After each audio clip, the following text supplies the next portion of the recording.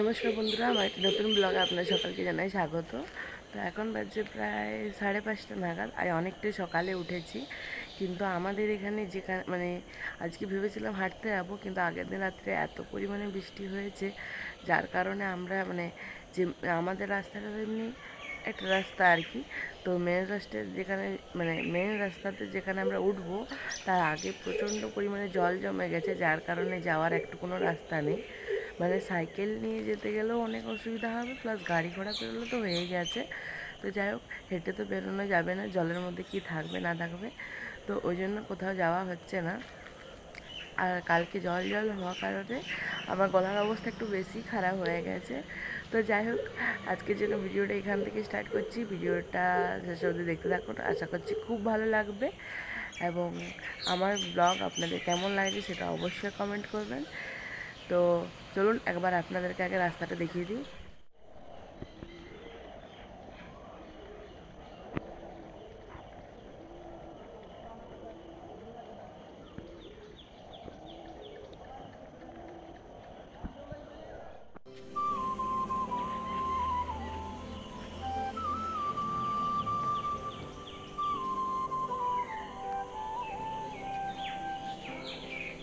প্রচণ্ড পরিমাণে ফুলের গাছ লাগানো হয়েছে, নাহলে তাকে ফুল পাওয়াই যেত না।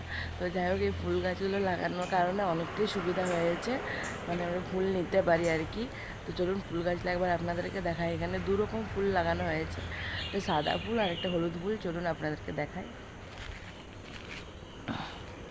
এই যে এই গাছ, এইখানে প্রত্যেকটা গাছ হচ্ছে এগুলো হলুদ ফুলের গাছ, এই সাদা ফুলের গাছ, যেখান থেকে আমি ফুলটা পেড়েছি।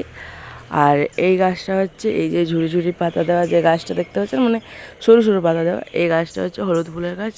ওই দেখুন হলুদ ফুল দুটো ধরেওছে, কিন্তু অনেক উপরে ধরেছে।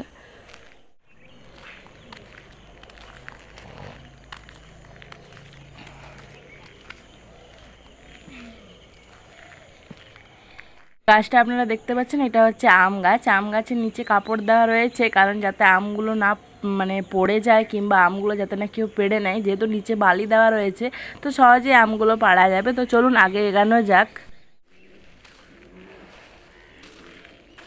রাস্তার এই পোর্শনে যে গাছগুলো রয়েছে দেখুন, দেখতে পাচ্ছেন এইগুলো পুরো ভেঙে পড়ে গেছে। কালকে ঝড়টা প্রচণ্ড পরিমাণে দিয়েছে, তো কালকে ঝড়টা প্রচণ্ড পরিমাণে দিয়েছে, যার কারণে অধিকাংশ গাছপালা ঝড় হয়ে পড়ে গেছে। তো আমাদের পেঁপে গাছটা ঝড়ে পড়ে গেছে, আপনারা তো দেখলেনই। তো যাই হোক, মা অনেক শখ করে পেঁপে গাছ লাগিয়েছিল। মায়ের গাছের মধ্যে পেঁপে গাছ আর লঙ্কা গাছ বেশি ভালো লাগে। তো ভেঙে পড়ে গেছে, আর তো কিছু করার নেই। তো যাক, মা আগের দিন রাতেই আমরা দেখেছিলাম, যখন নিচে এসেছিলাম খাবার নিতে, তখনই আমরা দেখেছিলাম যে গাছটা ভেঙে পড়ে গেছে, কিন্তু কিছু করতে পারিনি। মা বললো আজকে উপরে ফেলে দেবে। তো যাই হোক, দেখি কতদূর কী হয়। তো চলুন এরপর বাড়ি ফেরা যাক, অনেকক্ষণ ধরে ঘোরাফেরা করলাম।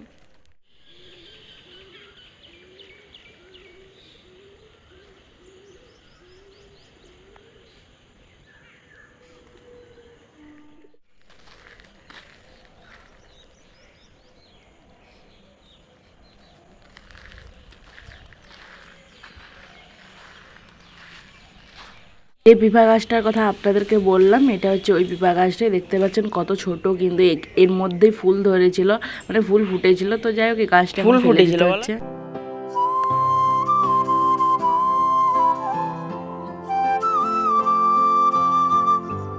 আজ আমি বাড়িতে তৈরি করব পোহা, চিড়ের পোহা। এটা ঝালও তৈরি করা হয়, কিংবা মিষ্টিও আপনারা চাইলে তৈরি করতে পারেন।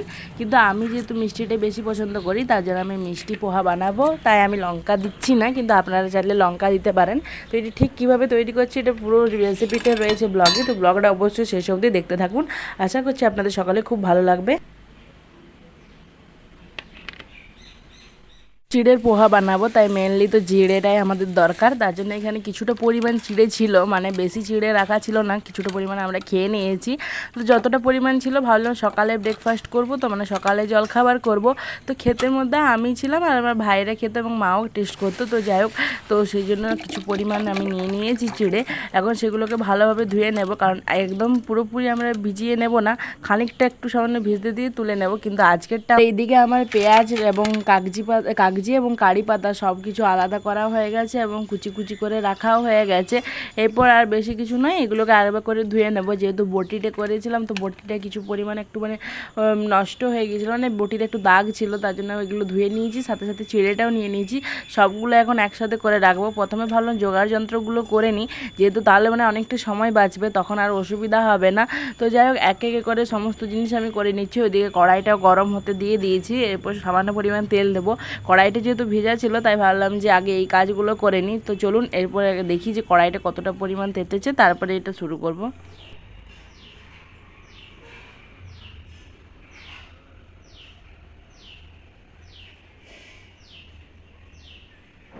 তেলটা কতটা পরিমাণ গরম হয়েছে সেটা দেখার জন্য এখন একটা আমি বাদাম দিয়ে দিয়েছিলাম। তো দেখলাম যে তেলটা কিছুটা গরম হয়নি এবং খানিকক্ষণ তেলটাতে রাখার পর দেখছি যে হালকা হালকা লাল হয়ে আসছে, দেখতেই পাচ্ছেন আপনারা সকলেই। তো এরপর চলুন পুরো বাদামগুলোই ঢেলে দেবো, বেশি লাল করা যাবে না।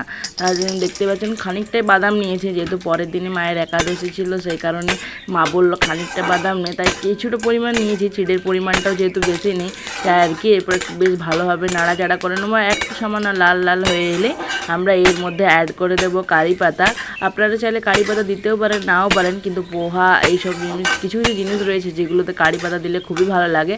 আর আজকে বাদামটা দেখতে পাচ্ছেন খানিকটা বেশি লাল হয়ে গেছে, মানে আমি বুঝতে পারিনি হঠাৎ এই যে গ্যাসের ফ্লেমটা আমার বাড়ানো ছিল, আমি ভাবছি মিডিয়ামে আছে তাই লেড়ে যাচ্ছিলো। খানিকের জন্য যেন একটু বাইরে চলে গিয়েছিলাম, এসে দেখছি লাল হয়ে গেছে। তো যাই হোক, কিছু হবে না, সেরকম পরিমাণে লাল হয়নি। এই তো বাদামগুলো তুলে নিলাম। এরপর এর মধ্যে আরও একটু সামান্য তেল দিয়ে দেবো, যেহেতু এরপর পুরো চিড়ের পোহাটা বানাবো, চিড়েগুলো এর মধ্যে থাকবে, তো সেই জন্য আমি একটু সামান্য তেল দিয়ে দিলাম। আর এরপর দিয়ে দেবো কারি পাতা কিছু পরিমাণ। কারি পাতা দিয়ে তারপর বেশ ভালোভাবে একটু নাড়াচাড়া করে পরে দিয়ে দেবো এরপর পেঁয়াজগুলো সবগুলোই দিয়ে দেবো, কিছু বাকি রাখবো না। যতটা পরিমাণ কেটেছি আমি, প্রায় 2টো পেঁয়াজ কেটেছি, আপনারা তো দেখলেনই। আপনারা চাইলে পেঁয়াজের পরিমাণটা কমও রাখতে পারেন, আবার বেশিও রাখতে পারেন। আমি যেহেতু চিড়ে অনুযায়ী রেখেছি, খানিকটাই চিড়ে আছে তাই 2টো পেঁয়াজও ভাবলাম হয়ে যাবে। তবে পেঁয়াজটাকে পুরোপুরি লাল লাল করে ভাজবো না, অন্যান্য বারের মতন হালকা সামান্য একটু ভেজে নেব। কারণ কি, পুরো লাল লাল করে ভাজলে যদি খড়ে যায়, তো ওই জন্য আমি হালকা সামান্য করে লাল লাল করে নিচ্ছি।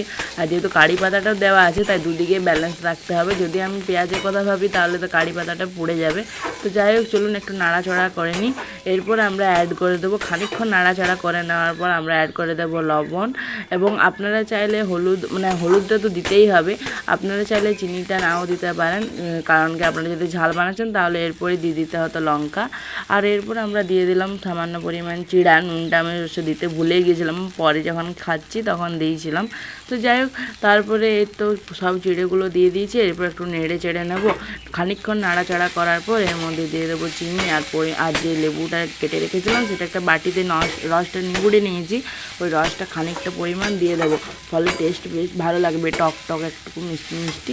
লঙ্কা তো আমি দিই না, আমি লঙ্কা যেহেতু খেতে পছন্দ করি না, আমাদের বাড়ির কেউই করে না, তার জন্য লঙ্কাটা আমি এড়িয়ে চলেছি। আর এই তো তারপরে আমি ফাইনালি বাদামটাও দিয়ে দিয়েছি।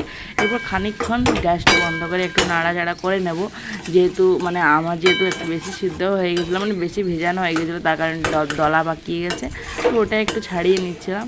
তো এই তো আমাদের পুরোপুরি পোহা কমপ্লিট। এরপর আমরা এটা একটা অন্য পাত্রে ঢেলে নেব। যদি আপনাদের পোহা রেসিপিটা ভালো লাগে তাহলে সকালে জলখাবার হিসেবে আপনারা অবশ্যই বানাতে পারেন। এটা রোজই খাওয়া চলে, এটা একটা হেলদি পোহা। আমি যেহেতু তেলের পরিমাণটা কম রেখেছি, সব কিছু কম রেখেছি। তো যাই হোক, আপনারা চাইলে আপনারাও বানাতে পারেন। যদি যারা আপনারা ডায়েটিংয়ে আছেন তারা চাইলে চিনিটা অ্যাভয়েডও করতে পারেন। আর এই তো ফাইনালি আমাদের পোহা তৈরি। তো পোহাটা কেমন হয়েছে অবশ্যই জানাবেন। এবং এটা তো খেতে আমার খুবই ভালো লেগেছিলো। পরে অবশ্যই আমরা সকলে মিলে আনন্দ করে খেয়েছি, কিন্তু খাওয়ার ক্লিপটা নেওয়া হয়নি। তো চলুন খাওয়া দাওয়া কমপ্লিট করে এখন যাব বান্ধবীর বাড়ি।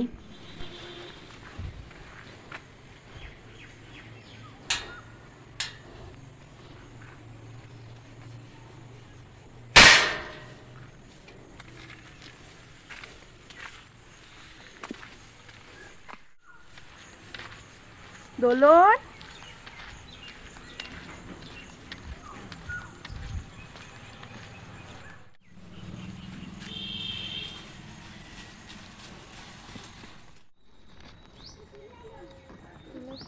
দেখবি যেন ঠিক করে না উঠে উঠে যা।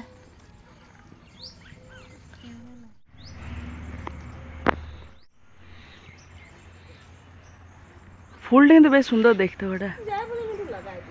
যাই পরে তাও তো একটু মাটি দেয় কেন বললাম, আমার মা লাগাবে। তাহলে তুই হঠাৎ কেন লাগাইতে বললি?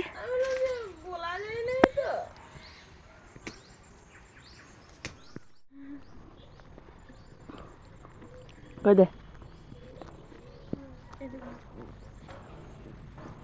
বাবা, কতগুলো দিলি রে।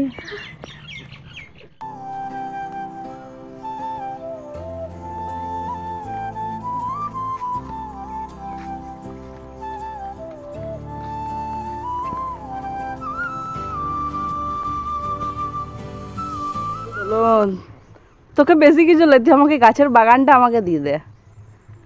সত্যি বলছি, আমার সবুজ গাছপালা আমার অনেক বেশি পছন্দ, কিন্তু লাগাই নাই, আমি লাগানো যায় পারিনি, মানে ধৈর্য নাই আমার মধ্যে অত।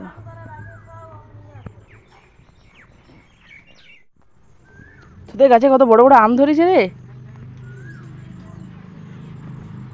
ইস কুন্ডু জানিস, ওইদিনে ঝড়ে জানিস একটা আম পাইছিল। হ্যাঁ, বলছি যে এই আমটা আমাদের গাছ নেওয়া কমপ্লিট। এরপর আমি ওকে বলছিলাম যে বাগানটা একটু ঘুরে ঘুরে দেখি এবং আমার দর্শকদেরকেও দেখায় আর কি, যে তুই এত সুন্দর বাগান লাগিয়েছিস। তো আমার এই বান্ধবীটা বাগান লাগাতে মানে গাছপালা লাগাতে খুবই ভালোবাসে। আর ছোটোবেলায় যখন মানে একটু খুব খুঁতখুঁতে টাইপসের, ছোটোবেলায় যখন ওর কাছ থেকে খাতা নিতাম, তো খাতাটা যেমন নিয়েছিস ঠিক সেই রকমভাবে ফেরত দিতে হবে, খাতার এক ফোঁটা দমড়ানো চলবে না। তো যাই হোক, খুঁতখুঁতে হওয়াটাও একটু ভালো, যেহেতু অনেক গাছ লাগিয়েছে, দেখতেই পাচ্ছেন কি সুন্দর। প্লাস্টিক দিবি একটা, ডালা হয়, ডালা দেখবি ছোট ছোট শিকড়ের মতন বেরিয়েছে, ওটা যাই করে পুঁতে দিবি, জল তো হবে। আমি যাইকে যাই পুঁতে দেবো, কারণ উপরে টব আছে, কিন্তু এইটা লাগাইতে মায়ের হেল্প দরকার।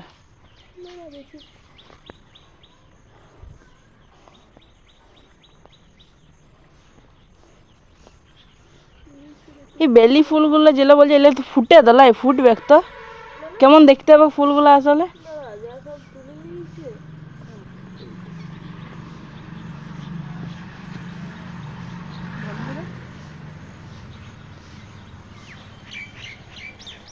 আরো বেশি সুন্দর লাগবে দেখতে।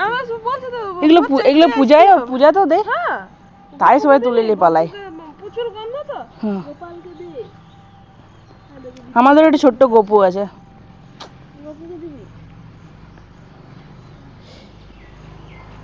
এটাকে বেলি ফুল বলে? বাহ, ফুলটা আমি নতুন দেখলাম, কিন্তু যাই বলা তাই বল, দারুণ গন্ধ। সন্ধ্যাবেলায় এত ফুটে না, সকালবেলা এটা পুরো বিছানো থাকে, তুই দেখতে পাচ্ছিস কড়িগুলো? অনেক কড়ি আছে না। সকালবেলায় ফুলটা দেখতেও কিন্তু বেশ সুন্দর, কিছুটা একটু পদ্ম ফুল, একটু ইয়ার মতন, অনেকগুলো পাপড়ি আছে।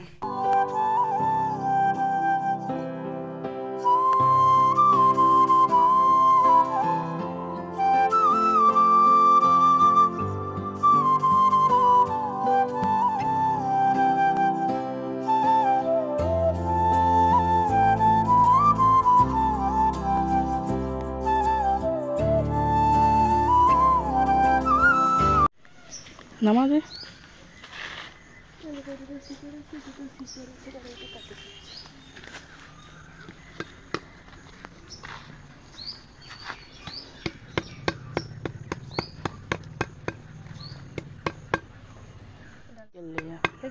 আমি বলে হেঁটে হেঁটে চলে যাচ্ছি।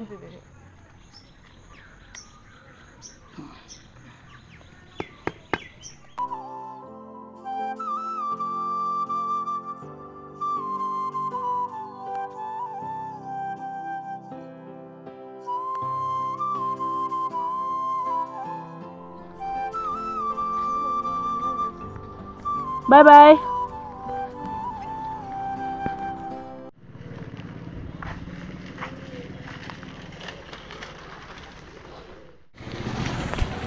বান্ধবীর বাড়ি গিয়েছিলাম, তো ফুল গাছগুলো নিয়ে এসেছি। নিচে কোথাও দেখছি জায়গা লাগানোর জায়গা নেই, তো ওপরেই লাগাবো। এই যে ছোট্ট গাছটা যেটা দেখতে পাচ্ছেন, এই গাছটা এখানে লাগাবো, নিচে লাগাতে হবে আর কি, কারণ গাছটা অনেক বড় হবে। আর এই গাছটা টবের মধ্যে লাগাবো, ওপরে লাগাবো বেলি ফুল, এর গন্ধ নাকি অনেক সুন্দর। তো আপনাদের কোন ফুলটা বেশি সুন্দর লাগে অবশ্যই জানাবেন। তো ও বললো যে পুরো রাত ধরে মানে রাতে ফুটে ফুলটা আর কি, আর দিনের বেলায় মানে প্রচণ্ড পরিমাণে দেখায় সকালের দিকে। তো চলুন এটা লাগাবো এখন। আর এই গাছটা লাগাবে মা, যেহেতু এটা বড় গাছ লাগানোর কথা, তো এটা মা লাগাবে। আর এটা আমি এখন টবে আপাতত মানে লাগিয়ে দিয়ে যাবো, আমার একটু কাজ রয়েছে তো ওই জন্য। তো চলুন এবার লাগিয়ে নিই, যেহেতু ছাদে লাগাবো, নিচে জায়গা নেই, তো চলুন।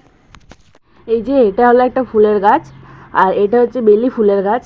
এই যে একটা ফুল নিয়ে এসেছি ওর কাছ থেকে খুঁজে, যে আমাকে একবার দে, আমি দেখবো কীরকম গন্ধ। তো এই যে দেখুন কি সুন্দর ছোট্ট একটা ফুল, এটার গাছ হচ্ছে এটা, এই যে 20 ফুটে রয়েছে।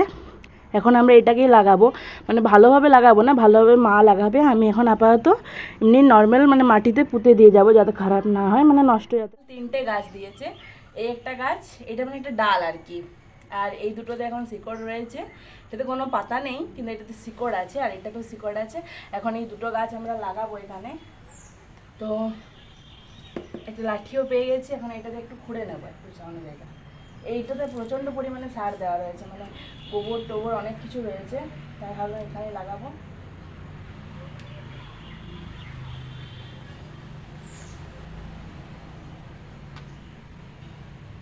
আর একটু খুঁড়ে নিই।